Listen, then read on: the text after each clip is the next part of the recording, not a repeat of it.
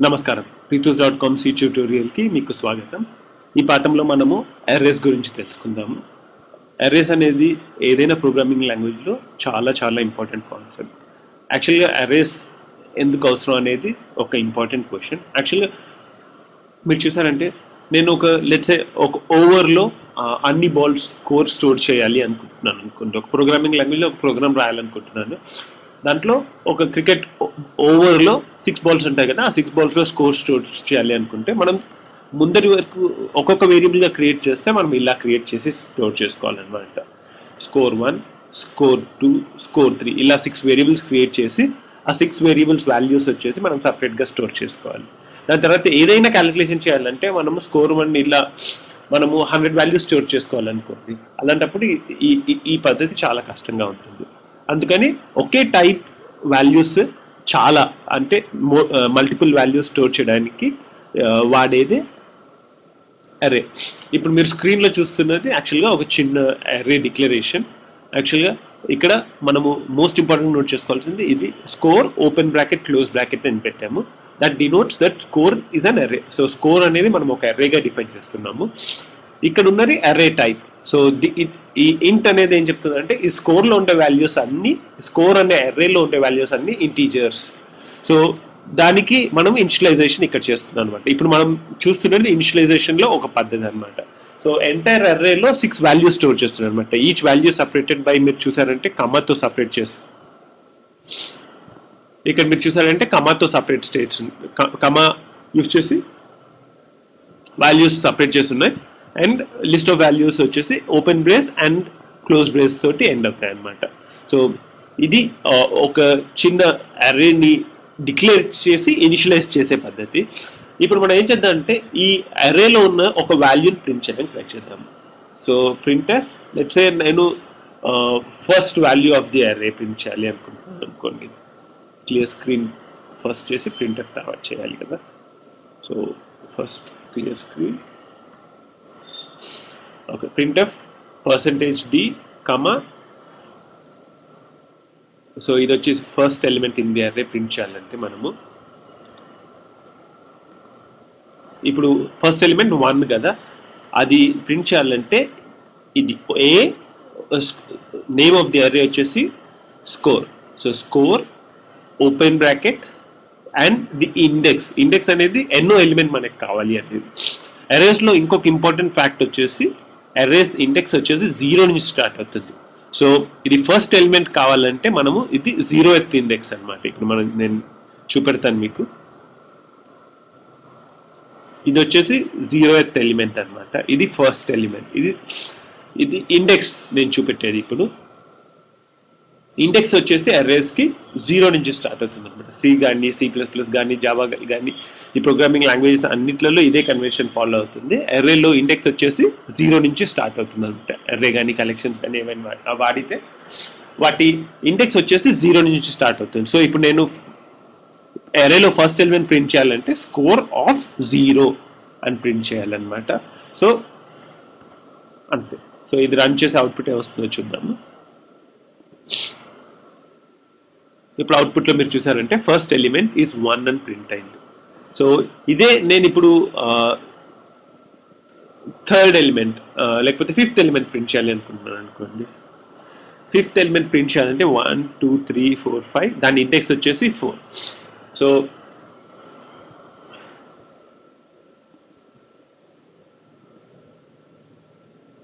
చూడండి 5th element వచ్చేసి 6 అని ప్రింట్ అయింది. ఇప్పుడు నేను అర్రేలో ఉన్న వాల్యూస్ అన్నీ ప్రింట్ చేయాలి అనుకుంటున్నాను అనుకోండి. ఇలా ప్రింట్ఎఫ్లు 5-6 ప్రింట్ఎఫ్లు రాసి నేను చేయొచ్చు అనమాట. ఇప్పుడు ప్రింట్ఎఫ్ ఫస్ట్ ఎలిమెంట్ రాశాను, దాని తర్వాత second element, third element, 4th element అలా రాయొచ్చు.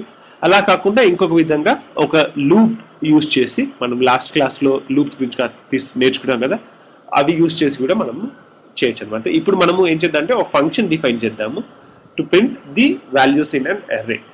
సో యాజ్ యూజువల్ ఆ ఫంక్షన్ వచ్చేసి just prints something to the output. So ఇది రిటర్న్ వాల్యూ ఏమి ఉండదు కాబట్టి వాయిడ్ అని రాస్తున్నాను.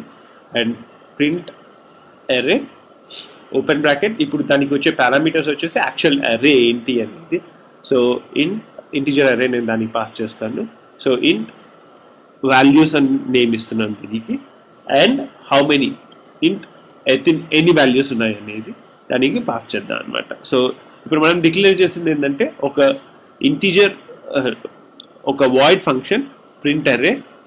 దీనికి మనము అర్రే పాస్ చేయొచ్చు. Values open brace close brace అనేది ఏం డినోట్ చేస్తుందంటే ఇది అర్రే ఆఫ్ ఇంటీజర్ వాల్యూస్. ఇది మనం పోయిన క్లాస్లో నేర్చుకున్నాం. ఇలా ఉంటే యాక్చువల్గా వాల్యూస్ అనేది ఒక ఇంటీజర్ వాల్యూ. ఇలా ఓపెన్ బ్రాకెట్ క్లోజ్ బ్రాకెట్ ఉంటే it means that values is an array. So values అనేది ఒక అర్రే. సో ఈ ఇంట్ కౌంట్ అనేది ఎన్ని వాల్యూస్ ఉన్నాయి ఆ అర్రేలో అనేది. సో ఇప్పుడు మనము ఆ ఫంక్షన్ డిఫైన్ చేద్దాము. సో ఫస్ట్ వచ్చేసి first line signature is going to be the same, int values open bracket close bracket int count. ఇంకా దీని మధ్యలో మనము ఈ ఫంక్షన్ని ఫంక్షన్ కోడ్ రాద్దాము. సో ఫస్ట్ లూప్ క్రియేట్ చేయాలి కాబట్టి లూప్ వేరియబుల్ క్రియేట్ చేసుకుంటాను, ఇంట్ ఐ. నేను ఇక్కడికి ఫర్ లూప్ యూజ్ చేస్తాను. ఫర్ ముందు డిస్కస్ చేసినట్టు I is equal to 0. Index వచ్చేసి అరే ఇండెక్స్ వచ్చేసి 0 నుంచి స్టార్ట్ అవుతుంది. And while I less than count. So మనము ఐ లైక్ 5 అని వచ్చింది అనుకోండి, మనం ప్రింట్ చేయాల్సింది అప్ టు 4 వరకే, 0 to 4. సో ఇండెక్స్ వచ్చేసి 0 to 4, మనం ప్రింట్ చేసేది 5 elements. So I less than count, I plus plus. ఇప్పుడు ఓపెన్ బ్రాకెట్ క్లోజ్ బ్రాకెట్ మధ్యలో మనము ఫర్లో ఎగ్జిక్యూట్ అవ్వాల్సింది ప్రింట్ఎఫ్. మనం వచ్చేసి ఆ అరే కంటెంట్స్ ప్రింట్ చేద్దాము. Printf %d comma most important thing ఇక్కడ మీరు కొత్తగా నేర్చుకున్నారంటే ఫస్ట్ థింగ్ వాల్యూస్. ఇందాక మనం వాల్యూస్ ఆఫ్ 0, వాల్యూస్ ఆఫ్ 1 అని రాసాం కదా. ఇప్పుడు మనము ఈ లూప్లో ఎగ్జిక్యూట్ అయ్యేటప్పుడు ఈ I value will keep changing. So values of I. So first I 0 అయినప్పుడు ఇది వాల్యూ ఆఫ్ 0 ప్రింట్ చేస్తుంది. ఐ 1 అయినప్పుడు వాల్యూ ఆఫ్ 1 ప్రింట్ చేస్తుంది. సో అలా వాల్యూస్ అన్నీ ప్రింట్ అవుతాయి అన్నమాట. సో ఇప్పుడు ఈ ప్రోగ్రామ్ రన్ చేసి అవుట్పుట్ ఏమొస్తుందో ఇంకా ఈ ఫంక్షన్ మనం కాల్ చేయలేదు. సో నేను ఇక్కడ ఈ ఫంక్షన్ని కాల్ చేద్దాం. సో ప్రింట్ అరే స్కోర్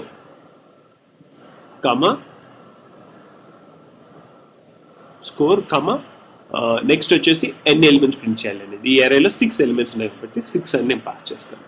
ఇప్పుడు ఈ ప్రోగ్రామ్ని డీబగ్ చేసి చూద్దామా. సో డీబగ్స్ ఒక అరే క్రియేట్ అయింది స్కోర్ అనేది. ఇప్పుడు క్లియర్ స్క్రీన్ అవుతుంది. నెక్స్ట్ వచ్చేసి కంట్రోల్ వచ్చేసి ప్రింట్ అరే ఫంక్షన్కి వచ్చింది. సో ఈ ప్రింట్ అర్రేకి వాల్యూస్ అనేది పాస్ అయింది అండ్ కౌంట్. సో ఈ వాల్యూస్ అనేది స్కోర్లో ఉన్న వాల్యూస్ అన్ని ఈ వాల్యూస్ అనే అర్రేకి పాస్ అయ్యాయి. సో ఇప్పుడు I is equal to 0. So I is equal to 0 execute అయినప్పుడు అవుట్పుట్లో మీరు చూసారంటే 1 వచ్చింది. సో ఇక్కడ ఉన్న వాల్యూ, సో వాల్యూస్ ఆఫ్ 0 అనే ఎగ్జిక్యూట్ అయ్యి దాని తర్వాత 1 అనే వాల్యూ వచ్చింది. ఇప్పుడు ఐ ఈజ్ ఈక్వల్ టు 1 అయింది. Will also use watch window. I value చూడొచ్చు మనము.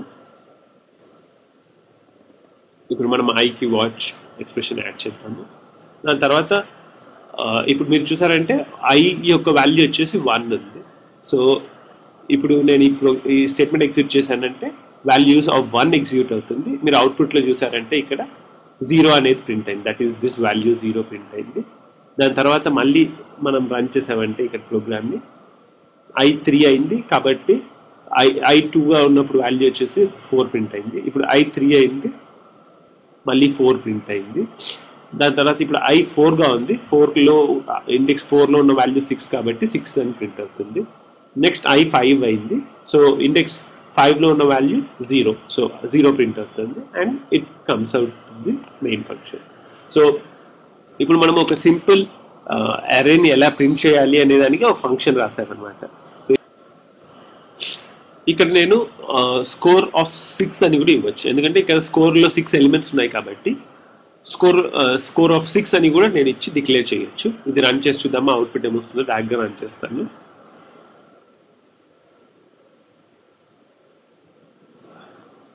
మీరు చూసారంటే ప్రోగ్రామ్లో ఏ చేంజ్ లేదు అవుట్పుట్లో.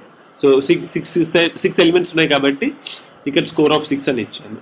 అదే ఇప్పుడు లెట్స్ సే స్కోర్ ఆఫ్ 8 అని ఇచ్చి నేను 6 ఎలిమెంట్స్ డిఫైన్ చేశాను. యాక్చువల్గా స్కోర్ ఆఫ్ 8 అని ఇచ్చి నేను 6 ఎలిమెంట్స్ మాత్రమే డిఫైన్ చేశాను. ఇక్కడ చూసానంటే 6 ఎలిమెంట్స్ ఉన్నాయి ఈ అర్రేలో, కాకపోతే నేను ఇక్కడ స్కోర్ ఆఫ్ 8 అని ఇచ్చాను. ఇప్పుడు ఏమవుతుందో చూద్దామా.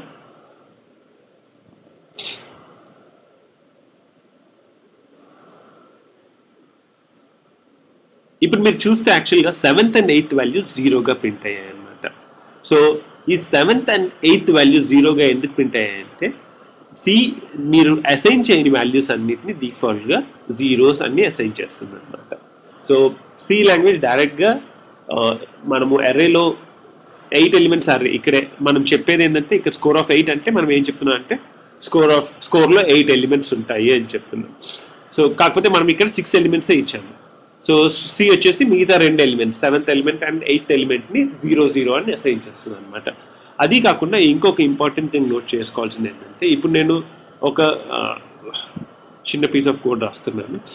%d, score of 10.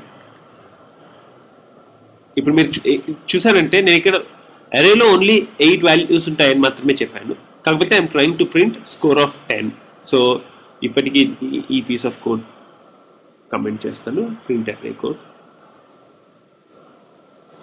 ఇప్పుడు ఓన్లీ 8 ఎలిమెంట్స్ ఉన్న అర్రేలో నేను స్కోర్ ఆఫ్ 10 ప్రింట్ చేయడానికి ట్రై చేస్తున్నాను. ఇప్పుడు ఏమవుతుందో చూద్దామా. ఇప్పుడు మీరు అవుట్పుట్లో చూసారంటే 0 వచ్చింది. యాక్చువల్గా 0 కాదు, జనరల్గా స్కోర్ ఆఫ్ -1 ఇద్దాం ఒకసారి.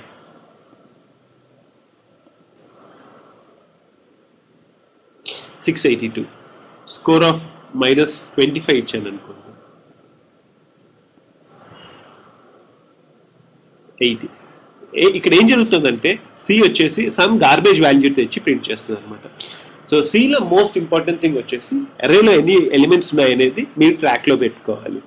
సిలో మీరు ఉన్న ఎలిమెంట్స్ కంటే ఎక్కువ ఇది యాక్సెస్ చేస్తే అది ఎర్రర్ ఇవ్వదు, అది సమ్ గార్బేజ్ వాల్యూ రిటర్న్ చేస్తుందే కానీ మీకు ఎర్రర్ అనేది ఇవ్వదు. సో 8 ఎలిమెంట్స్ ఉన్న అర్రేలో 10th ఎలిమెంట్ యాక్సెస్ చేసిన, నెగిటివ్ ఇండెక్స్తో యాక్సెస్ చేసిన, అది పాయింటర్స్ అనే కాన్సెప్ట్ మనం తర్వాత తెలుసుకుంటాం. ఆ పాయింటర్స్ యూజ్ చేసి ఏదో ఒక గార్బేజ్ లొకేషన్లో ఉన్న వాల్యూ తెచ్చేసి మీకు చూపెడుతుంది అనమాట.